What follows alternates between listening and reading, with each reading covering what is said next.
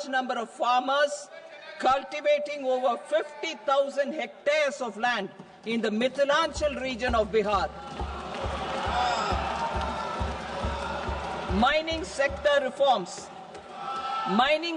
reforms, including those for minor minerals, will be encouraged through sharing of best practices and institutions of a state mining index. A policy for recovery of critical minerals from tailings will be brought out. Under the special window for affordable and mid-income housing, SWAMI, 50,000 dwelling units in stressed housing projects have been completed and keys handed over to home buyers. Another 40,000 units will be completed in 2025, further helping middle-class families who were paying EMIs on loans taken for apartments while also paying rent for their current dwellings. Building on this success, SWAMI Fund 2 will be established as a blended finance facility with contribution from the government, banks and private investors. This fund of 15,000 crore rupees will aim for expeditious completion of another 1 lakh units. PM Gati Shakti data for private sector. For furthering PPPs and assisting the private sector in project planning, access to relevant data and maps from the PM Gati Shakti portal will be provided. Tourism for employment-led growth. Top 50 tourist destination sites in the country will be developed in partnership with states through a challenge mode. Land for building key infrastructure will have to be provided by the states. Hotels in these destinations will be included in the infrastructure harmonized list. The following measures will be taken for facilitating employment-led growth: organizing intensive skill development programs for our youth, including in institutes of hospitality management, providing mudra loans for homestays, improving ease of travel and connectivity to tourist destinations, providing performance-linked incentives to states for effective destination management, including tourist amenities, cleanliness, and marketing efforts, and introducing streamlined e-visa facilities along with visa fee waivers for certain tourist groups. Continuing with the emphasis on places of spiritual and religious significance, in the July budget, there will be a special focus on destinations related to the life and times of Lord Buddha. Medical tourism and heal in India. Medical tourism and heal in India will be promoted in partnership with the private sector, along with capacity building and easier visa norms. Investing in innovation. To implement private sector-driven research, development and innovation initiatives announced in the July budget, I am now allocating 20,000 crore rupees for this purpose.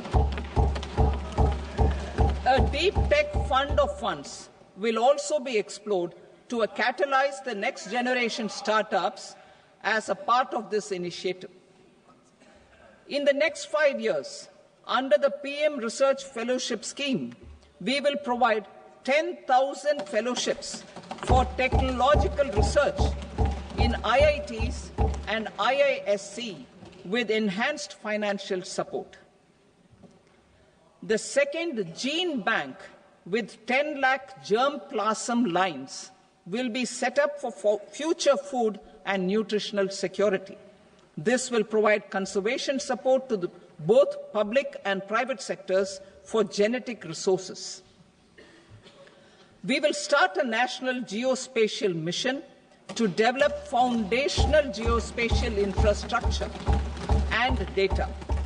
Using PM Gati Shakti, this mission will facilitate modernization of land records, urban planning, and design of infrastructure projects. A Gyan Bharatam mission for survey, documentation, and conservation of our manuscript heritage with academic institutions, museums, libraries, and private collectors will be undertaken to cover more than 1 crore manuscripts. We will set up a national digital repository of Indian knowledge systems for knowledge sharing. Now I move to exports as the fourth engine. We will set up an export promotion mission with sectoral and ministerial targets driven jointly by the Ministries of Commerce, MSME, and Finance. It will facilitate easy access to export credit, cross-border factoring support, support to MSMEs to tackle non-tariff measures in overseas markets. A digital public infrastructure, Bharat Trade Net, for international trade will be set up as a unified platform for trade documentation and financing solutions. This will complement the Unified Logistics Interface platform. The BTN will be aligned with international practices. Support will be provided to develop domestic manufacturing capacities for our economy's integration with global supply chains. Sectors will be identified based on objective criteria. Facilitation groups with participation of senior officers and industry representatives will be formed for select products and supply chains. Through this, there are huge opportunities related to Industry 4.0, which needs high skills and talent. Our youth have both.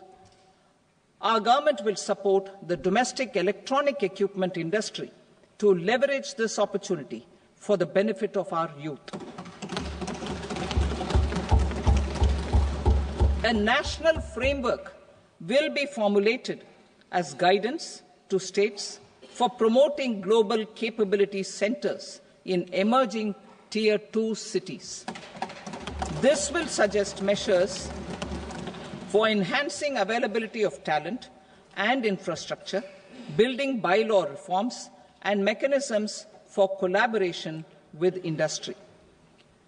Our government will facilitate upgradation of infrastructure and warehousing for air cargo, including high-value perishable horticultural produce.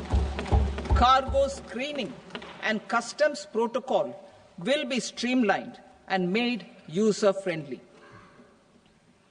Reforms as the fuel. Over the past 10 years, our government has implemented several reforms for convenience of taxpayers, such as faceless assessment, 2, taxpayer charter, 3, faster returns, 4, almost 99% returns being on self-assessment, and 5, Vivad Se Vishwas scheme.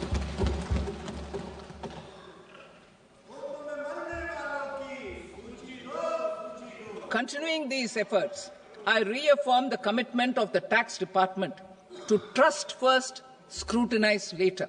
I also propose to introduce the new income tax bill next week. I will detail the indirect tax reforms and changes in direct taxes in Part B. Financial sector reforms. The FDI limit for the insurance sector will be raised from 74 to 100%. This enhanced limit will be available for those companies which invest the entire premium in India.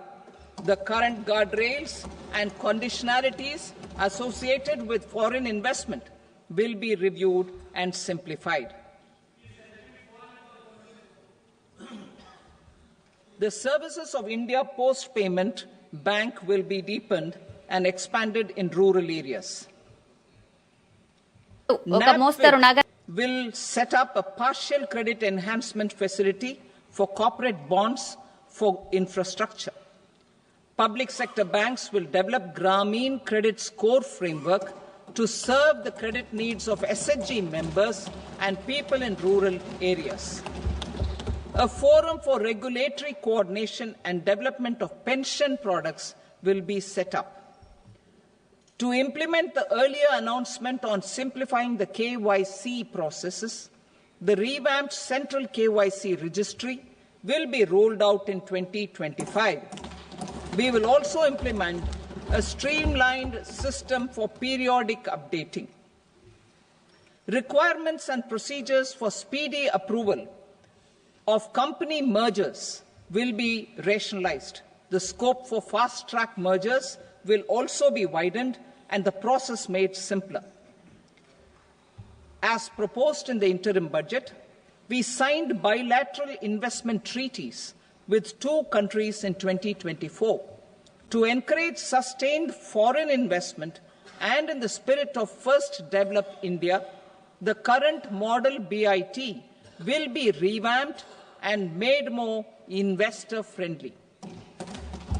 In the last 10 years, in several aspects, including financial and non-financial, our government has demonstrated a steadfast commitment to ease of doing business. We are determined to ensure that our regulations must keep up with technological innovations and global policy developments. A light-touch regulatory framework based on principles and trust will unleash productivity and employment. Through this framework, we will update regulations that were made under old laws. To develop this modern, flexible, people-friendly and trust-based regulatory framework appropriate for the 21st century, I propose 4 specific measures. A high-level committee for regulatory reforms will be set up for a review of all non-financial sector regulations, certifications, licenses, and permissions. The committee will be expected to make recommendations within a year. The objective is to strengthen trust-based economic governance and take transformational measures to enhance ease of doing business, especially in matters of inspection and compliances. States will be encouraged to join in this endeavour. An investment friendliness index of states will be launched in 2025 to further the spirit of competitive, cooperative federalism. Under the Financial Stability and Development Council, a mechanism will be set up to evaluate impact of the current financial regulations and subsidiary instructions. It will also formulate a framework to enhance their responsiveness and development of the financial sector. In the Jan Vishwas Act 2023, more than 180 legal provisions were decriminalized. Our government will now bring up the Jan Vishwas Bill 2.0 to decriminalize more than 100 provisions in various laws. I now move to fiscal policy. In the July budget, I had committed to staying the course for fiscal consolidation. Our endeavour will be to keep the fiscal deficit each year such that central government debt remains on a declining path as a percentage of the GDP. The roadmap for the next 6 years has been detailed in the FRBM statement. Revised estimates for 2024-25. The revised estimate of the total receipts other than borrowings is 31.47 lakh crore rupees, of which the net tax receipts are 25.57 lakh crore rupees. The revised estimate of the total expenditure is 47.16 lakh crore rupees, of which the capital expenditure is about 10.18 lakh crore rupees. The revised estimate of the fiscal deficit is 4.8% of the GDP. Budget estimates for 25-26. Coming to 25-26, the total receipts other than borrowings and total expenditure are estimated at 34.96 lakh crore rupees and 50.65 lakh crore rupees respectively. The net tax receipts are estimated at 8.37 lakh crore rupees. The fiscal deficit is estimated to be 4.4% of GDP. To finance the fiscal deficit, the net market borrowings from dated securities are estimated at 11.54 lakh crore. The balance financing is expected to come from small savings and other sources. The gross market borrowings are estimated at 14.82 lakh crore rupees. I will now move to Part B. Indirect taxes. My proposals relating to customs aim to rationalize tariff structure and address duty inversion. These will also support domestic manufacturing and value addition, promote exports, facilitate trade, and provide relief to common people. Rationalization of customs tariff structure for industrial goods. As a part of comprehensive review of customs rate structure announced in July 2024 budget, I propose to 1. Remove 7 tariff rates. This is over and above the 7 tariff rates removed in 23-24 budget. After this, there will be only 8 remaining tariff rates, including 0 rate. 2. Apply appropriate cess to broadly maintain effective duty incidence, except on a few items where such incidence will reduce marginally. 3. Levy not more than 1 cess or surcharge. Therefore, I propose to exempt social welfare surcharge on 82 tariff lines that are subject to a cess. I shall now take up sector-specific proposals. To provide relief to patients, particularly those suffering from cancer, rare diseases, and other severe chronic diseases, I propose to add 36 life-saving drugs and medicines to the list of medicines fully exempted from basic custom duty.